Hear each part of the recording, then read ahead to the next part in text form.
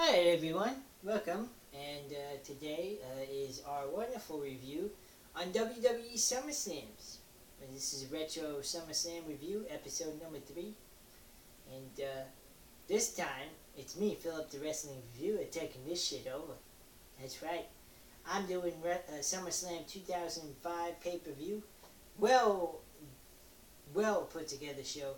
Definitely should have been a 4-hour show like they are doing now for this upcoming SummerSlam, which I am not totally impressed by.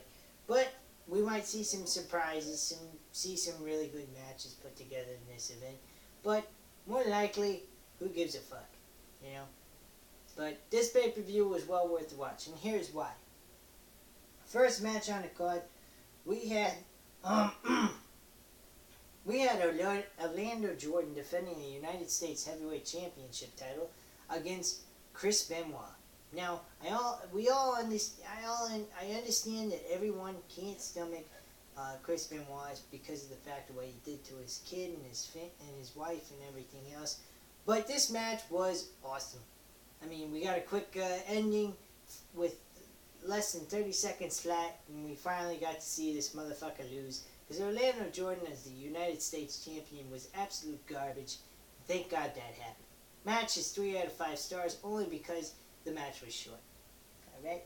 The next match after that, we had Matt Hardy and Edge. And this match was based off of real life events that occurred within their lifetime. Going through the 2004-2005 year. And we had Lita cheat on Matt Hardy for Edge. And, and it became a storyline type of event. So, hey, Vince McMahon, you might want to take some notes from your old stuff because this stuff is a lot better than the new shit that you're doing now. Because I tell you what, I can't stomach your new shit. It sucks. Absolutely blows. But anyway, this match went on about 5-10 minutes, and the match ended with Matt Hardy having a concussion, TKO, and bleeding all over the place on the top of his skull. He hit his head on the turnbuckle post, and he started bleeding all over the place. I don't know if it was done by a blade or he actually started bleeding because he whacked his skull on the turnbuckle post altogether. So, one of the two. Doesn't really matter. Doesn't really make a difference. Match itself was awesome. Loved the promo video. Definitely good video package before the match, so I was very happy with that. Next match after that was Kurt Angle versus Eugene. As we all know, Eugene was a horrible fucking wrestler. He took other wrestlers' moves and used it for himself. And it was absolute bullshit. Couldn't stomach it. Couldn't really care for it. And he went against one of the greatest wrestlers in the world. Now, this match was based on Kurt Angle's Olympic gold medals from 1996. So, I mean, all honesty, this match was well done. 3 out of 5 stars for this, just because of the fact Kurt Angle was in this match. So it made a lot of sense that this match had good potential. Granted, knowing Eugene absolutely sucked dick, and always will. So he loses by submission by the ankle lock, and that's the end of that. He goes ahead, gets on a steel chair, and as the referee put the gold medals around his neck, like he would at the Olympic Games back in 1996. So, very good match. Liked it. Really enjoyed it. Next match we had was Eddie Guerrero versus Rey Mysterio in a ladder match for the custody of Rey Mysterio's son. Now, we all know for the fact in the storyline, which was a fucking dumb storyline, don't understand why the hell they would do something like this, was have Rey Mysterio saying that his son was adopted and it was really Eddie Guerrero's son, for all God's sakes. I mean, absolutely fucking ridiculous. Can't believe this garbage actually happened. Anyway, the match itself, though, was fucking unbelievable. Very entertaining stuff. A couple of times I couldn't believe some of them didn't get severely hurt to the point where they weren't going to get up again. Especially the fall spot that Eddie Guerrero took, where he almost landed the wrong way and broke his ankle and busted a kneecap, trying to hang from the briefcase and fell off completely.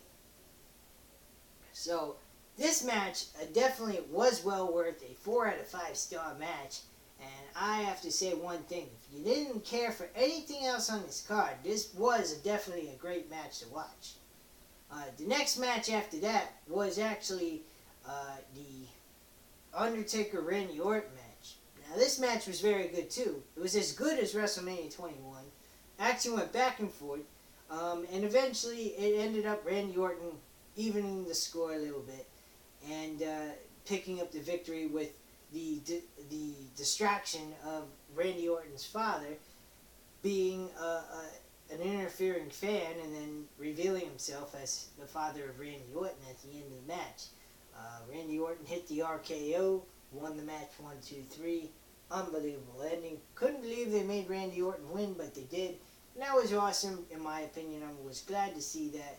And Randy Orton walks away victorious. 3.5 out of 5 stars on that sucker. So I was very satisfied with that one. The next match after that was Batista defending the World Heavyweight title against JBL in a street fight.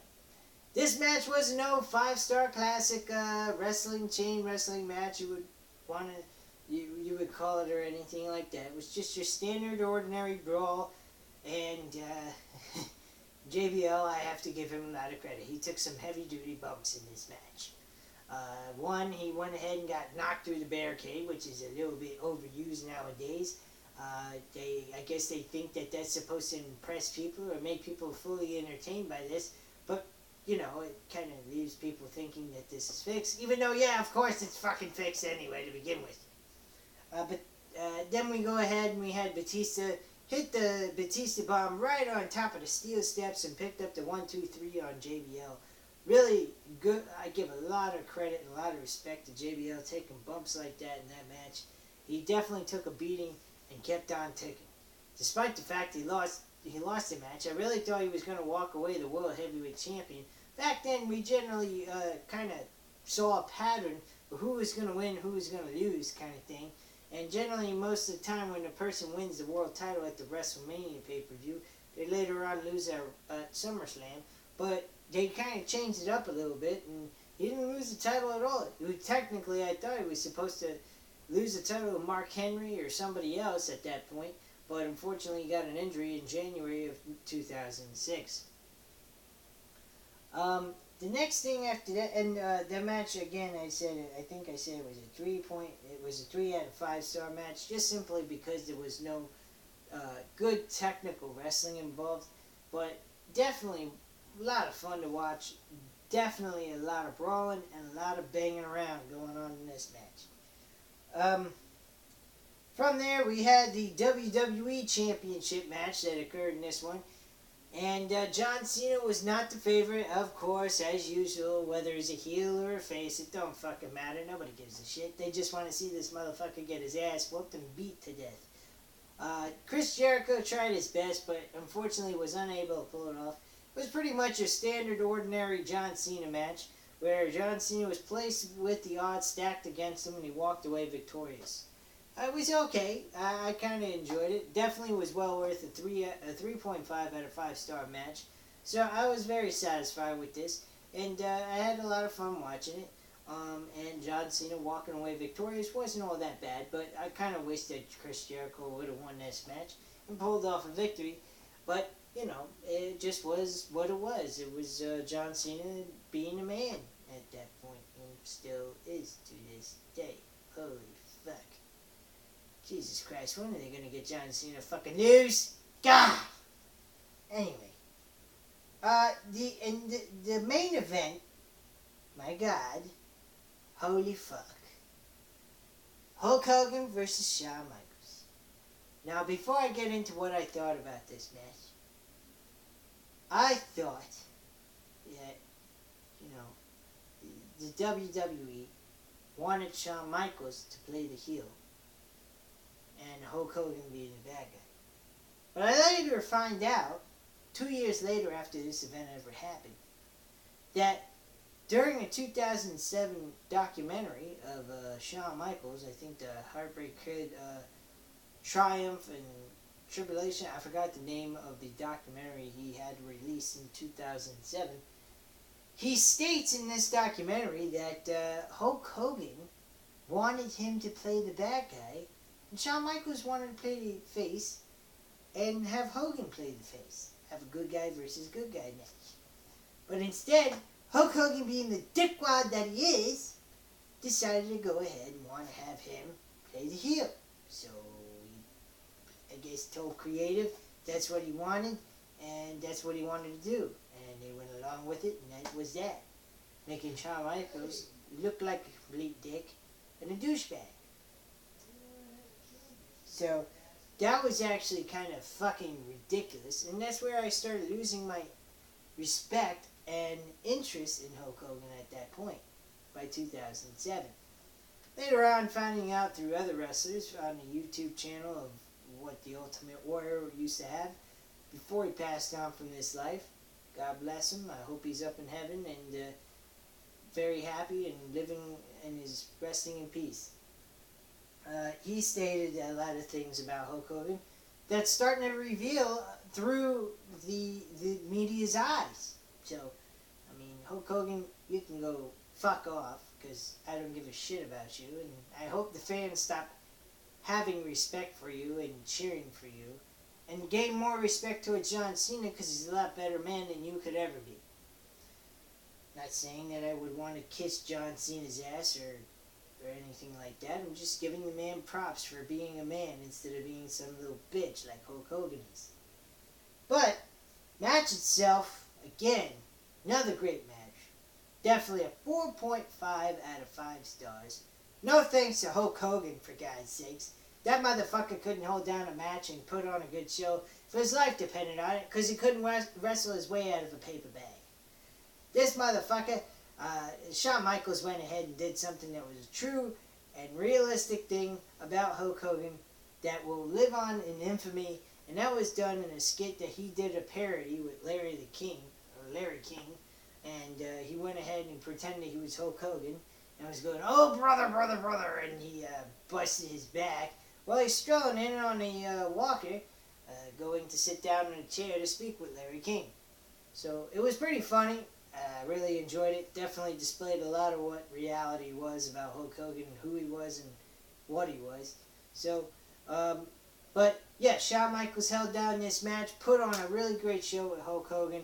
Hulk Hogan finished the match just the same fucking pathetic way he always does. And that's going ahead and getting the big boot in and getting the leg drop. And that's the end of that. You're a real great performer. You couldn't wrestle your way out of a paper bag. And please go fuck yourself.